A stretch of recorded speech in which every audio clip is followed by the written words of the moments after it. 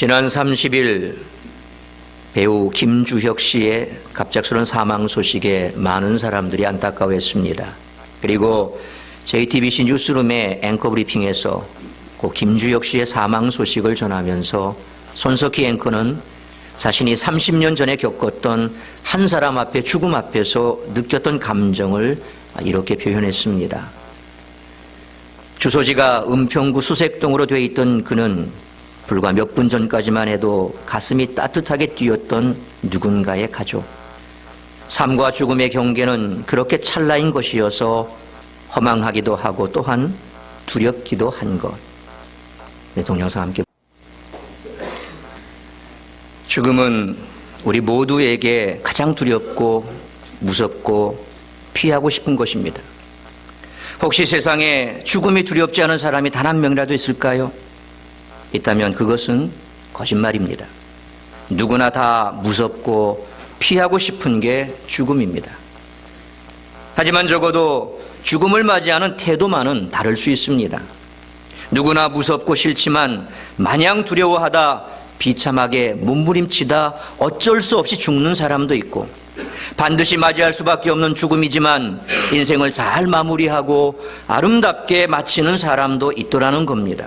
그래서 그분의 죽음이 남은 사람에게 마냥 슬프고 아프기만 한 게 아니라 남겨진 이들에게 감동을 주고 여운을 주고 큰 교훈을 주는 그런 아름다운 죽음도 있다는 말입니다. 배우 고 김영애 씨는 췌장암이 재발해서 지난 4월 9일 향연 66세로 소천하셨습니다. 여러분도 다 아시는 국민 여배우입니다. 그런데 다른 어떤 배우나 유명인보다 많은 사람들이 그녀의 죽음을 슬퍼하고 안타까워했습니다. 한편으로 김영애 씨의 장례식을 앞두고 많은 분들이 이분의 종교가 불교다, 기독교다 논쟁을 벌였는데 장례식 때 영정에 달린 십자가 사진 한 장으로 논쟁은 끝이 났습니다. 아마 이런 논쟁이 벌어진 이유는 그녀가 오랫동안 불교 신자로 진짜 열심히 믿던 보살님인데 뒤늦게 개종해서 그런 것 같습니다. 오늘 설교를 시작하면서 전 국민이 다 알만한 배우 고 김주혁 씨의 사망 소식을 소개한 이후 역시 전 국민이 다 알만한 고 김영애 씨의 죽음에 대해 다시 소개하는 이유가 있습니다. 그녀가 예수님을 만난 사람으로서 남기고 간 것들, 그녀가 마지막 남기고 간 말들, 그 몇 마디가 우리에게 다가오기 때문입니다. 후배 배우 차인표 씨는 김영애 씨가 분장실에서 이런 말을 했다고 전합니다. 나는 월계수 양복점 신사들 50회가 끝날 때까지만 살아있게 해달라고 하나님께 기도드렸다. 부디 하나님께서 기도를 들어주셔서 제작진이나 연기자 그리고 시청자들에게 내가 아픈 것 때문에 누가 되지 않았으면 좋겠다고 말을 했다고 합니다. 끝까지 자신에게 맡겨진 일을 소명으로 알고 맡은 일에 성실하게 최선을 다하며 살아갔던 그녀의 모습이 참 아름답습니다. 이런 성실한 여배우 고 김영애 씨의 죽음을 아름다운 죽음이라고 한 데는 몇 가지 이유가 있습니다. 첫째, 그녀의 신앙이 참 아름다웠기 때문입니다.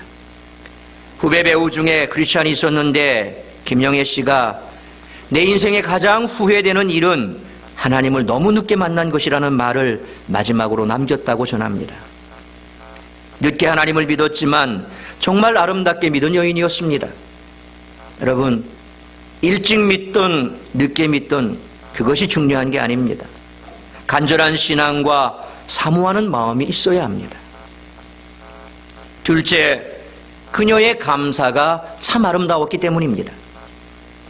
이렇게 늦게나마 예수님을 믿은 게 너무 감사하고 17살 때 연기자가 되어 인생의 마지막 순간까지 내가 가장 좋아하는 연기를 할 수 있어 참 감사하고 또 정말 감사할 게 많습니다. 이 세상에 감사했다는 말을 꼭 하고 싶어요. 내가 가진 것보다 훨씬 더 많이 사랑받았습니다.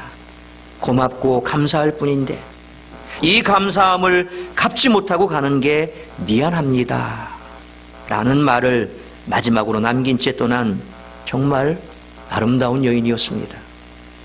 바로 이런 이유들 때문에 고 김영애 씨의 죽음은 아름다운 죽음입니다. 그녀라고 죽음이 두렵지 않았겠습니까? 66세면 아직 한참 더 살 나이고 인기도 누리고 있었는데 떠나는 게 쉬웠겠습니까? 그런데도 이렇게 신앙으로 감사하며 마지막을 아름답게 맞이할 수 있었던 것이 참 귀하고 아름답던 것입니다. 그래서 언제일지 알 수 없는 우리 인생의 마지막을 준비하며 살기란 그리 쉽지가 않습니다. 떨어지는 낙엽은 긴 겨울을 나기 위해 어쩔 수 없이 떠나보내야 하기에 흘리는 나무의 눈물처럼 느껴지는 가을의 끄트머리에서 우리 역시 언젠가는 이 땅을 떠나야 한다는 사실을 다시금 되새기게 됩니다. 그렇다고 할 때 우리 인간의 일생에도 계절이 있습니다. 많은 사람들의 사랑과 축복을 받으며 결혼을 해서 새 출발할 때는 인생의 봄에 해당되겠지요. 감미로운 사랑이 있고 행복한 웃음이 있고 가슴 벅찬 꿈이 있습니다. 세상 사는 재미가 있을 때 그때는 과연 인생의 봄날이라고 할 수 있을 것입니다. 그러나 언제까지 신혼의 단 꿈에 취해서 살 수만은 없는 것입니다. 피땀 흘리며 애쓰고 고생해서 집도 마련하고 자녀들 교육도 시켜야 합니다. 이럴 때 인생의 계절은 폭이나 힘들고 고단한 여름날이 되겠지요.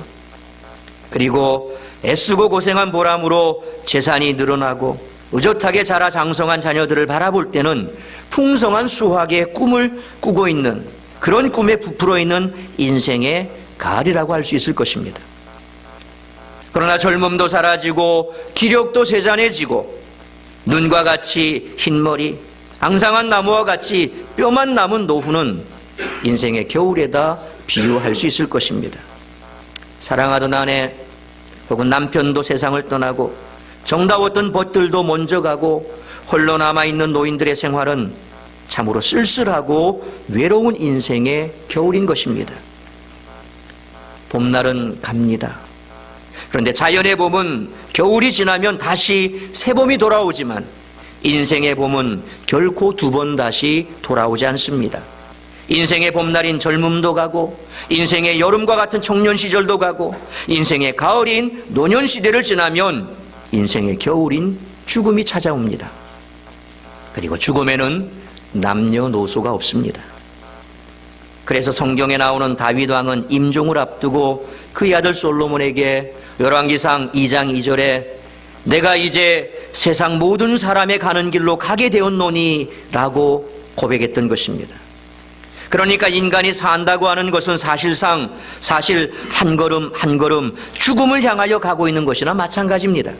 아니 뉴스룸 앵커의 고백처럼 삶과 죽음의 경계는 찰나임에 틀림이 없습니다. 그리고 또한 성경은 말씀합니다. 시편 90편 10절에 우리의 연수가 70이요 강건하면 80이라도 그 연수의 자랑은 수고와 슬픔뿐이요 신속히 가니 우리가 날아가나이다 라고 고백하지 않습니까? 인생 7, 80년 평균 수명이 높아져서 90년, 100년을 산다 해도 인생은 마치 화살같이 신속하게 날아간다라고 하는 사실입니다. 이러한 사실을 두고 생각해 볼 때 새삼스럽게 다시 한번 인간은 시간적인 존재다라는 것을 절감하게 됩니다.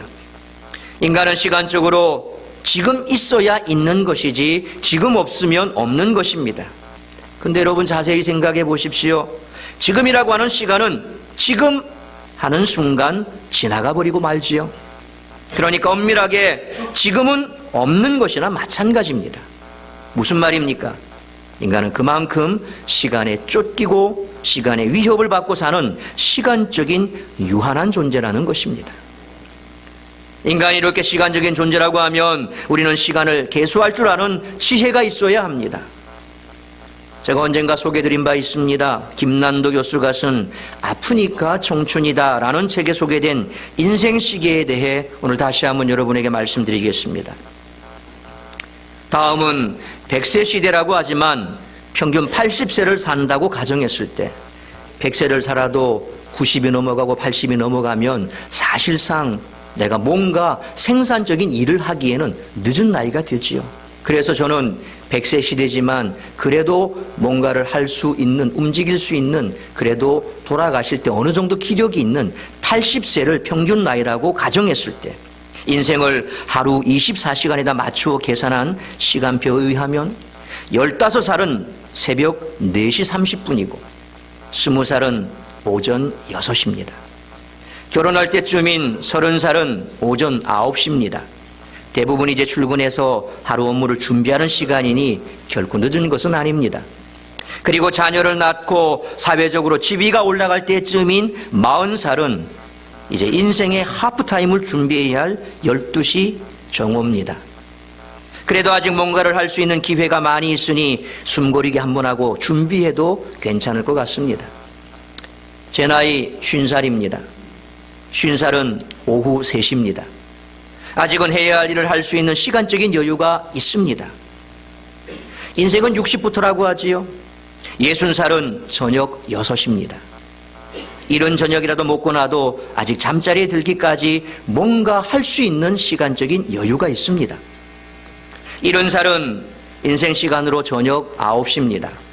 이제는 하루를 마무리해야 될 시간인 것 같습니다. 그런데 이런 식으로 인생을 따져본다면 실로 허무하기 짝이 없는 것이 인생입니다. 정말 한 뼘 길이밖에 안 되는 짧은 인생이요, 영혼에 비하면 없는 것이나 마찬가지인 그런 인생입니다. 거기다가 우리의 인생은 단 한 번밖에 없는 단회적이라는 사실을 우리는 깊이 생각해야 됩니다. 인생이 2번, 3번 반복할 수 있는 것이라면 한 번쯤 연습 삼아 살 수도 있겠지만, 그러나 인생의 왕복차표는 발행되지 않습니다. 러시아의 소설가 안톤 체호프는 이미 살아버린 하나의 인생은 초벌이고 다른 하나가 정서라면 얼마나 좋을까라고 안타까워했습니다. 인생은 한 번 떠나고 나면 결코 2번 다시 돌아올 수 없습니다. 이렇게 인생의 짧음과 세월의 빠름을 말하면 사람들은 2가지로 반응을 나타냅니다. 아, 인생이란 정말 초로 인생이로구나. 그렇다면 짧은 인생을 어떻게 살아야 보다 가치 있게 살 수 있을까? 이렇게 지혜로운 태도를 보이는 사람이 있습니다. 그런가 하면 어떤 사람들은 짧은 인생, 늙고 병들기 전에 마음껏 먹고 마시고 즐기며 살자. 우리 옛날 불렀던 노래도 있지 않습니까? 노세 노세 젊어 노세 늙어지면 못 노나니 니나노 닐리리야 닐리리야. 젊어서 놀자는 겁니다. 이렇듯 인생의 목표를 저급한 데 두고 사는 사람들이 많이 있습니다. 그러나 우리는 짧은 인생을 정말 가치 있게 살고 지혜롭게 살아야 합니다. 그렇다면 어떻게 사는 것이 짧은 인생을 지혜롭게 사는 것일까요? 그것은 인생의 짧음과 세월의 빠름을 통감하고 영혼을 준비하며 사는 것입니다. 시편 90편 5절에 이렇게 말씀합니다. 우리 시편 90편 5절 화면에 있는 말씀 같이 한번 읽어보겠습니다. 고개를 들어주시고요. 더우면 뒤에 에어컨 좀 켜시겠습니까? 에어컨 좀 켜주십시오. 더우니까 고개들이 자꾸 숙여지네. 절인 배추 마냥, 김장철이 다가오는데 소금에 절인 배추 마냥 쭉 쳐져 있습니다. 신선한 바람을 좀 주세요. 자, 시편 90편 5절 말씀 우리 같이 한번 읽도록 하겠습니다. 시작. 주께서 그들을 홍수처럼 쏟아가시나이다. 그들은 잠깐 자는 것 같으며 아침에 돋는 불 같으니이다. 여러분, 통계에 의하면 전 세계적으로 1초에 20명이 죽는다고 합니다. 하루에 전 인구를 다치면 170만 명이 죽습니다. 노아 시대 홍수를 제외하고는 아무리 큰 홍수가 몰려와도 아직 100만 명이 죽었다는 말은 들어보지 못했지요. 그러나 죽음은 하루에 170만 명을 쓸어가 버립니다. 그러니 죽음이라는 것이 얼마나 잔인하고 무서운 것인가를 우리가 알 수 있습니다. 우리들도 언젠가는 반드시 이 죽음의 대홍수에 휩쓸려 죽고 말 것입니다. 왜 그렇습니까? 오늘 본문 말씀 우리 다시 한번 읽도록 하겠습니다. 이브리서 9장 27절 오늘 본문의 말씀 같이 한번 읽습니다. 시작. 한 번 죽는 것은 사람에게 정해진 것이요. 다시 한번 읽습니다. 시작. 한 번 죽는 것은 사람에게 정해진 것이요. 그렇다면 도대체 죽음은 무엇이며 왜 찾아오게 되었을까요? 사람들은 죽음을 하나의 자연현상으로 생각하고 순리라고 생각합니다. 그래서 불교에서 말하는 것처럼 생자필멸, 곧 살아있는 자는 반드시 죽는다는 것을 순리로 받아들입니다. 그러나 성경은 죽음을 절대로 그렇게 말하지 않습니다. 성경은 분명하게 말씀합니다. 로마서 6장 23절 말씀 같이 한번 읽습니다. 시작. 죄의 삭은 사망이요. 다시 한번 읽습니다. 시작. 죄의 삭은 사망이요. 인간에게 찾아오는 죽음은 결코 자연현상도 아니요 순리도 아니고 죽음은 죄의 결과인 것입니다. 곧 죽음은 죄에 대한 하나님의 심판, 하나님의 저주, 하나님의 형벌로 찾아오게 된 것입니다. 그러니까 자연사라는 말은 당치도 않은 말입니다. 죄의 삭은 사망이어서 죽음은 인간의 죄 때문에 찾아온 것인데 이 죽음의 종류, 죽음의 양상이 천차만별입니다. 어떤 사람은 노환으로, 어떤 사람은 암으로 죽고, 심장마비로 죽고, 전쟁으로 죽고, 교통사고로 죽고, 테러로 죽고, 물에 빠져 죽고, 불에 타서 죽고, 지진이나 쓰나미로 죽습니다. 그러나 성경은 이 사망에 대해서 세 가지로 말씀합니다. 첫째로 육체적인 죽음입니다. 성경은 인간이 두 가지 요소, 곧 신체와 영혼으로 합성된 존재인 것을 가르쳐줍니다. 창세기 2장 7절 말씀입니다. 우리 같이 한번 읽습니다. 시작. 여호와 하나님이 땅의 흙으로 사람을 지으시고 생기를 그 코에 불어넣으시니 사람이 생명이 되니라. 하나님께서 인간을 지으실 때 흙으로 만드셨다고 했습니다. 그래서 최초의 사람을 아담이라 그렇게 하는데, 이 아담이라는 말은 히브리어 아다마라는 말에서 온 말로 그 뜻은 바로 붉다, 흙이다 그런 뜻입니다. 하나님께서 처음 흙으로 만든 사람에게는 마네킹처럼 생명이 없었습니다. 그런데 그 흙으로 만든 마네킹 같은 사람에게 하나님께서 그 코에 후 하고 생기를 불어넣으니 생명이 되었다라고 합니다. 곧 하나님께서 흙으로 만든 사람에게 후 하고 그 코에 생기, 곧 영혼을 불어넣으시니 사람이 살아 꿈틀거리는 생명이 되었다는 말이죠. 그래서 사람에게는 몸보다 영혼이 훨씬 더 중요한 것입니다. 왜 그렇습니까? 노무현 대통령이 되었든지, 정몽원 회장이 되었든지, 최진실 탤런트가 되었든지, 그에게서 영혼이 떠나면 누구나 시체가 되고 송장이 되고 말기 때문입니다. 그럼에도 불구하고 사람들은 영혼의 소중함도 가치도 모르고 오직 몸뚱이만을 위해서 살아갑니다. 참으로 어리석고 무지한 인생들입니다. 인간은 몸과 영혼 두 가지로 합성된 존재라고 했는데, 육체적 죽음이란 몸과 영혼이 서로 나누어지고 분리되는 것을 말합니다. 그래서 사람이 죽었을 때 예수님을 믿지 않는 사람들까지라도 혼이 나갔다, 영혼이 떠나갔다라고 말하는데, 그것은 성경적으로 아주 잘 맞는 말이지요. 두 번째로 성경은 영적인 죽음을 말합니다. 영적인 죽음이 무엇입니까? 여러분 생각해 보십시오. 아름답게 핀 꽃이 있습니다. 그 꽃을 꺾어서 참 이쁜 화병에다가 꽂았습니다. 화병에 꽂힌 꽃은 여전히 향기롭고 아름답지요. 그런데 실상 이 꽃은 살아있습니까? 죽었습니까? 살아있습니까? 죽었습니까? 살아있습니까? 죽었습니까? 죽었습니까? 살았습니까? 다들 죽어 계시네요. 빨리 살아나세요. 생기를 불어넣으니 생명이 된지라. 자, 빨리 살아나세요. 살아있는 꽃을 꺾었습니다. 화병에 꽂았습니다. 이 꽃이 살았습니까? 죽었습니까? 여전히 죽어 계신, 대답 좀 해보세요. 죽었습니까? 살았습니까? 죽었지요. 네. 화병에 꽂힌 꽃은 아직 싱싱하고 향기도 있고, 그래서 살아있는 것 같지만 엄밀하게 말하면 이 꽃은 죽었습니다. 이 꽃은 아무리 물을 갈아주고 환기를 시켜주어도 곧 죽게 되어 있습니다. 왜 그렇습니까? 이 꽃은 생명의 근원인 뿌리에서 꺾여졌기 때문입니다. 이와 마찬가지로 살아계신 하나님에게서 분리된 인생, 그 생명의 근원 되신 하나님을 믿지 않는 인생은 뿌리에서 잘려진 꽃과 같아서 살아있는 것 같으나 실상은 죽은 것이나 마찬가지입니다. 자, 여러분 가족들을 생각해 보십시오. 여러분 가족들 가운데 분명 죽어 계신 분들이 있습니다. 혹 여기 앉아 계신 분 가운데도 지금 죽어 계신 분들이 있을 겁니다.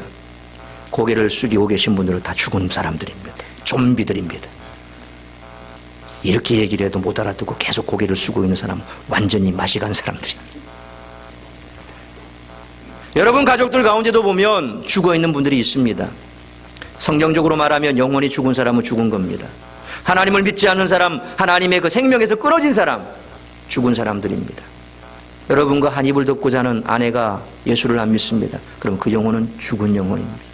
살아있는 것 같고 어떨 때는 이뻐 보이지만 죽은 영혼입니다. 세 번째로 성경은 영원한 죽음을 말하고 있습니다. 영원한 죽음이란 인간의 영혼과 육체가 지옥 불고덩이 속으로 떨어져서 천년만년 영원토록 형벌과 고통을 당하는 것을 말합니다. 첫 번째로 육체적인 죽음을 말씀드렸습니다. 두 번째로 영적인 죽음을 말씀드렸습니다. 세 번째로 영원한 죽음. 이 세 가지 죽음 중에서 신자는 몸과 영혼이 나누어지는 육체적인 죽음만을 맛보지만 불신자는 육체적으로 죽고 영적으로 죽고 영원히 죽게 됩니다. 그래서 사람이 죽으면 사망했다 그러죠. 사망했다. 곧 죽고 망했다는 뜻입니다. 사람이 아무리 억만장자로 살고 권세를 누리고 장수하고 쾌락을 누렸다고 해도 육체적으로 죽고 영적으로 죽고 그래서 장차 영원한 지옥 불못에 떨어져서 세세무궁토록 고통을 겪게 된다면 그보다 더 망하는 일이 어디 있겠습니까? 그래서 불신자가 죽으면 철저하게 죽고 망했기 때문에 사망했다라고 말합니다. 그러나 예수님을 믿고 세상을 떠난 성도들에게는 사망했다 하지 않고 뭐라고 얘기합니까? 소천했다라고 말합니다. 곧 하나님께서 부르셨다라고 말하는 것입니다. 그래서 이제로부터 여러분들 예수 믿고 죽은 사람들 사망하셨습니다라는 말은 쓰지 마십시오. 우리는 망하지 않은 겁니다. 우리는 망한 사람들이 아니지요. 하나님이 우리의 영혼을 불러가신 겁니다. 그래서 소천하셨습니다라는 말을 쓰십시오. 제가 고 김영애 선생님을 얘기를 할 때 사망했습니다라고 말하지 않았습니다. 소천하셨습니다 그랬습니다. 사람들은 흔히 한 번 죽으면 그만이다, 죽으면 다 끝이다라는 말을 합니다. 그러나 그러한 말들은 진리를 모르는 무지한 사람들이 하는 소리임을 알아야 합니다. 오늘 본문 말씀에 한 번 죽는 것은 사람에게 정해진 것이요 그 후에는 무엇이 있다 했습니까? 무엇이 있다고 했습니까? 심판이 있으리니 라고 말씀했습니다. 성경은 이렇듯 인간의 사후에 분명히 하나님의 심판이 있다고 말씀합니다. 그래서 전도서 11장 9절에서 솔로몬은 이렇게 말합니다. 전도서 11장 9절 읽습니다. 시작. 청년이여 내 어린 때를 즐거워하며 내 청년의 날들을 마음에 기뻐하여 마음에 원하는 길들과 내 눈이 보는 대로 행하라. 그러나 하나님이 이 모든 일로 말미암아 너를 심판하실 줄 알라. 하나님이 뭐 하신다고요? 심판하신다고 했습니다. 전도서 12장 14절에 이렇게 말씀합니다. 우리 전도서 12장 14절 같이 읽습니다. 시작.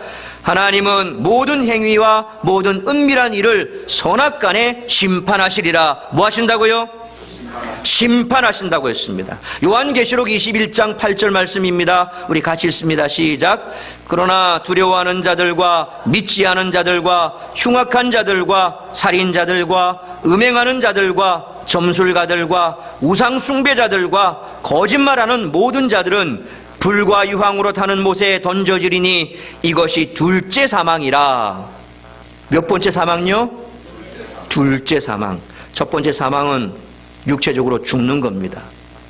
그리고 두 번째 사망은 영원히 죽는 겁니다. 바로 지옥 불못에 떨어진다는 겁니다. 학생들이 시험을 볼 때 그 답안이야 얼마든지 자기 마음대로 쓸 수 있습니다. 저희 아들이 시험을 치면 점수를 꽤 받아옵니다. 우리 요한이가. 그래서 중학교 때도 친구들이 한 번은 선생님한테 찾아가서 항의를 했답니다. 아니 어떻게 저희가 요한이보다 점수가 낮습니까? 근데 우리 아들은 지조가 있습니다. 시험을 딱 치면 일관성 있게 쫙 답을 씁니다. 그러니까 맞을 확률도 높지요. 그런데 이거 어설프게 하는 친구들은 이것저것 막 지 생각대로 씁니다. 그러니까 답만 피해가는 겁니다. 그래서 우리 요한이 뒤로 몇 명의 학생들이 줄을 서 있었습니다. 그것을 보고 친구들이 선생님한테 가서 어떻게 이런 일이 있을 수가 있습니까? 라고 항의를 했다고 합니다. 답 쓰는 거야 자기 마음이지요. 일관성 있게 쓰든지 답을 피해서 쓰든지 어쨌든 간에 그냥 자기 마음대로 쓸 수 있습니다. 내가 배운 대로, 생각한 대로, 깨달은 대로, 판단한 대로 이것이 옳다, 답이라고 생각하면 마음대로 기록할 수 있습니다. 그러나 채점은 절대로 자기 마음대로 할 수 없습니다. 채점은 누가 합니까? 선생님이 하시죠. 교수님이 하시든지. 마찬가지로 인간이 학교에 다니며 공부 조금 하고 책을 조금 읽고 자기 이성으로 세상은 이런 것이다, 인생은 이렇게 살아야 한다라고 판단하고 얼마든지 자기 마음대로 살 수 있습니다. 그러나 그가 살았던 인생에 대해 결코 자기 마음대로 평가할 수 없습니다. 최후 심판은 인생의 주인이신 하나님이 하시는 줄 믿으시길 바랍니다. 그런데 하나님의 최후 심판대 앞에 서기 전에 벌써 임종시에 자신의 심판을 경험한 이들이 참 많습니다. 프랑스의 작가이자 계몽사상가인 볼테르는 뛰어난 지식인이었지요. 그는 하나님도 없다, 지옥도 없다, 천국도 없다, 우리의 이성으로서 알지 못하는 것은 전부 거부한다 그랬습니다. 불가지론자였습니다. 그러나 천국도 지옥도 없다고 고집하면서 무신론을 주장하던 그가 임종시에는 나는 하나님께 버림받고 이제 지옥으로 간다라고 이를 부득부득 갈면서 고통스럽게 죽었다고 합니다. 또한 기독교 신자들을 많이 죽인 프랑스 왕 찰스 9세는 최후 순간에 말하기를 나는 망하였구나, 분명히 그렇다 그랬고, 무신론자 토마스 스카트는 죽으면서 말하기를 이때까지 나는 하나님도 없고 지옥도 없는 줄 알았더니 이제 이 둘 다 있는 줄 내가 안다, 나는 멸망에 들어간다, 그렇게 부르짖으며 죽었다고 합니다. 여러분, 우리들이 잘 아는 성철 스님의 열반송에도 죽음 앞에 서 있는 인생의 참모습이 어떤가를 볼 수 있습니다. 물론 이 열반송에 대해서 불교 신자들은, 아주 믿음이 깊은 불교 신자들은 그걸 그렇게 풀면 안 된다라고 계속해서 반박적으로 얘기를 합니다. 그러나 그 말 그대로 제가 적어도 성철 신문을 바라볼 때는 그렇지 않았습니다. 조계종 종정이 됐을 때도 기자들이 한 말씀 하라 그러니까 성철 스님이 끝끝내 말 안 하다가 끝까지 찾아간 그 기자에게 돌아보면서 한 말은 있습니다. 중을 믿지 마라! 중을 믿지 마라. 자기가 조계종 종정이면서 중을 믿지 마라 그랬습니다. 그렇게 볼 때 성철 스님은 뭔가 분명히 영적으로 깨달은 게 있었습니다. 자기가 스님이기 때문에 벗어나지 못했던 그 굴레가 있어서 아마 벗어나지 못했지만 마지막 이 열반송만큼은 자기 자신의 그 모습을 그대로 드러낸 게 아닌가 하는 것이 제 생각입니다. 뭐라고 말했습니까? 생평 기광 남녀군, 일생 동안 남녀의 무리를 속여서 미천 죄업 과수미, 하늘을 넘치는 죄업은 수미산을 지나친다. 화람 아비 한만단, 산채로 무간지옥에 떨어져서 그 한이 만갈래나 되는지라. 일륜 토홍 괴벽산, 둥근 한 수레바퀴 불금을 내뿜으며 푸른 산에 걸렸다. 이 정도 해석이 되면 성철 스님이 평생 살아오면서 보여줬던 그 기행들을 생각할 때 과연 정말 불교의 귀에서 인간이 어떤 것인가를 생각한 것인지, 아니면 자신의 죽음을 놓고 한 인생의 죽음을 놓고 봤을 때 나머지 사람들에 대해서 자기 어떤 일을 했는지에 대한 고백이었는지, 그것은 잘 생각해보면 답이 나올 줄로 압니다. 그런가 하면 요한 안트레는 불수레가 왔으니 나는 올라타야 되겠다 그랬습니다. 불수레를 누가 탔습니까? 누가 탔습니까? 엘리야가 불수레 타고 갔지 않습니까? 불수레가 왔으니 나는 올라타야 되겠다, 천국 간다는 얘기겠죠. 요한 라이드는 이것이 죽음인가? 그렇다면 사는 것보다 좋구나, 내가 예수 안에서 기쁘게 죽는 것을 사람들에게 알려다오 그랬습니다. 맥크라겐은 방이 어떻게도 밝은지 천사들이 가득하구나 라고 하면서 생을 마쳤다고 합니다. 그렇게 온유하고 겸손하시며 죄인을 보실 때마다 마치 어미닭이 그 새끼를 품듯이 사랑으로 품어주기를 원하시는 예수님께서도 듣기도 몸서리쳐지는 지옥이라는 말을 13번이나 하셨습니다. 마태복음 13장 41절로 42절 말씀 우리 같이 한번 읽습니다. 시작. 인자가 그 천사들을 보내리니 그들이 그 나라에서 모든 넘어지게 하는 것과 또 불법을 행하는 자들을 거두어내어 풀무불에 던져 넣으리니 거기서 울며 이를 갈게 되리라. 결국 지옥불에 던져진다는 말이죠. 마태복음 10장 28절에 말씀합니다. 같이 읽습니다. 시작. 몸은 죽여도 영혼은 능히 죽이지 못하는 자들을 두려워하지 말고 오직 몸과 영혼을 능히 지옥에 멸할 수 있는 이를 두려워하라. 지옥을 말씀하고 있습니다. 여러분, 천만인이 뭐라고 해도 예수님께서 지옥이 있다고 하면 있는 것을 믿으시길 바랍니다. 인간의 몸을 떠난 영혼이 가는 장소가 있지요. 인간이 죽음 이후에 가는 두 길이 분명히 있습니다. 죽음은 사람의 낯을 보지 않습니다. 죽음은 빈부귀천, 남녀노소를 가리지 않고 모든 사람에게 찾아옵니다. 그래서 죽음 앞에는 면제도 없고 핑계도 항의도 다 소용이 없습니다. 한 번 죽는 것은 사람에게 정해진 것이기 때문에 언젠가 여러분의 최후 순간이 분명히 다가올 것입니다. 그때 여러분은 하나님 앞에 설 준비가 되어 있습니까? 혹 죽으면, 눈 감으면 다 잊어버리고 모든 것이 끝장나는 줄로 오해하고 있는 분은 혹 없습니까? 그러나 절대로 착각하지 마십시오. 죽음 다음에는 분명히 하나님의 심판이 있고 영원한 지옥 형벌이 있습니다. 세상에서 제일 미련하고 불쌍한 인생이 있다면 자신의 죽음이 내일 들이닥칠 수 있음에도 불구하고 내세에 대해서 아무런 준비 없이 살아가는 그런 사람들입니다. 잠언 27장 22절에 미련한 자를 곡물과 함께 절구해 놓고 공의로 찌을지라도 그의 미련은 벗겨지지 아니하느니라. 참 우화적이면서도 깊이 있는 말씀입니다. 우리 가운데 이렇게 미련한 사람이 한 분도 없으시기를 바랍니다. 아멘입니까? 아멘. 의인은 없나니 하나도 없고 주의 삭은 사망이요 한 번 죽는 것은 사람에게 정해진 것이고 그 후에는 반드시 하나님의 무서운 심판이 있습니다. 그러면 우리가 어떻게 해야 죄와 죽음, 하나님의 무서운 심판과 영원한 지옥 형벌에서 구원을 받을 수 있을까요? 여기에 그 길이 있습니다. 사도행전 16장 31절의 말씀 우리 큰 목소리로 같이 한번 읽습니다. 시작. 주 예수를 믿으라. 그리하면 너와 내 집이 구원을 받으리라. 다시 한번 읽습니다. 시작. 주 예수를 믿으라. 그리하면 너와 내 집이 구원을 받으리라. 우리가 너무나 잘 아는 요한복음 3장 16절 말씀 같이 읽습니다. 시작. 하나님이 세상을 이처럼 사랑하사 독생자를 주셨으니 이는 그를 믿는 자마다 멸망하지 않고 영생을 얻게 하려 하심이라. 아멘입니까? 세상에서 가장 복된 소식이란 하나님의 아들 예수 그리스도께서 우리의 모든 죄를 대신하여 십자가에 못 박혀 죽으신 후 다시 부활하셨는데 이 사실을 믿는 사람은 그 믿음으로 말미암아 모든 죄를 용서받고 구원 얻는다는 그 한 가지 소식입니다. 사랑하는 성도 여러분, 계절의 봄도 가고 인생의 봄도 가고 우리 인생은 결국 모두 영원히 가게 됩니다.